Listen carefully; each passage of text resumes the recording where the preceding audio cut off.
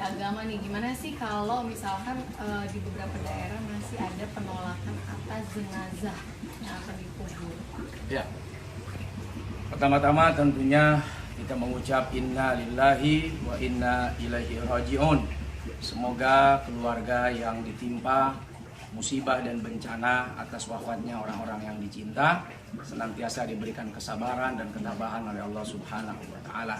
Yang kedua, Allah Subhanahu wa taala itu udah menyampaikan dalam Al-Qur'an, "Walaqad karramna bani Adam."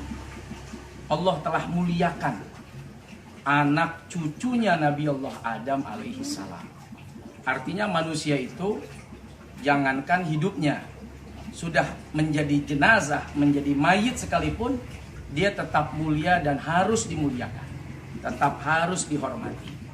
Nah, yang perlu kita ketahui bahwa orang yang wafat terkena wabah corona ini bukan aib gitu loh, bukan sesuatu yang memalukan. Ini wabah yang bisa mengenai siapa aja, lintas agama, agama apapun bisa kena, profesi apapun bisa kena, siapapun bisa kena. Nah, karenanya kita banyak berlindung kepada Allah agar supaya diselamatkan. Nah, bisa jadi orang-orang yang wafat terkena wabah corona ini, jangan-jangan di sisi Allah dia mulia. Sebab ada hadis bahwa salah satu orang yang mati sebagai syuhada, orang yang mati syahid fisabilillah adalah orang yang meninggal terkena wabah. Nah, menurut kita ini sesuatu yang menakutkan atau bahkan dianggap memalukan. Jangan-jangan di sisi Allah inilah cara Allah memuliakan dan menyelamatkan orang ini kelak di akhirat. Nah, sebagai seorang muslim apalagi ya, maka kita punya kewajiban untuk mengurus jenazah kita dengan baik, walaupun dalam urusan jenazah yang terkena corona ini ada ketentuan-ketentuan yang tidak semua orang bisa melakukannya. Ya, harus sesuai dengan pendapat ahli ya, yang bisa dipertanggungjawabkan. Di antaranya mereka petugas-petugas yang memang dikhususkan dari mulai memandikan atau mentayamumkan, kemudian mengkafani, ya, kemudian menyolatkan dan menguburkan. Dan itu semua ada ketentuan-ketentuannya, tergantung keadaan kondisi sesuai dengan pendapat ahli yang bisa dipercaya.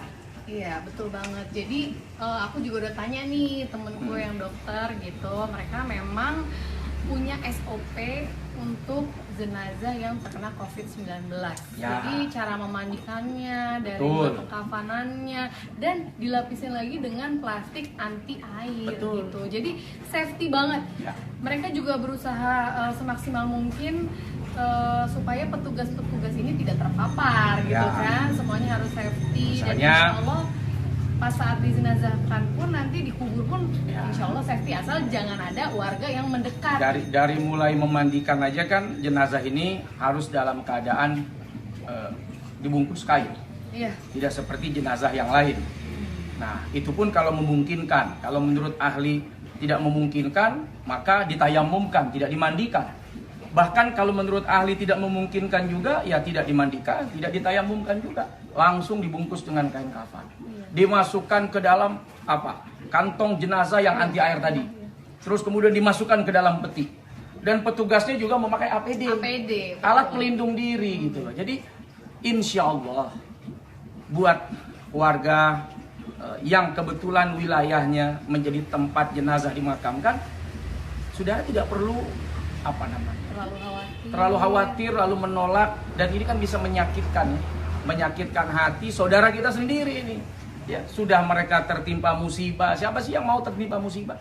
Lalu kemudian Anda mengusir mereka, Anda merasa ini aib yang kotor, aib yang aib yang membahayakan, aib yang tidak perlu jenazah ini dikuburkan di sini. Nah, jangan seperti itu. Nauzubillah min dzalik. Semoga kita dan keluarga kita semua dijaga oleh Allah Subhanahu wa taala. Amin ya rabbal alamin. Jadi kita harus membuka hati juga bahwa petugas-petugas ini sudah dengan susah profesional. payah. Ya, mereka lelah. Ya. Mereka mendedikasikan dirinya untuk tetap berada di garda terdepan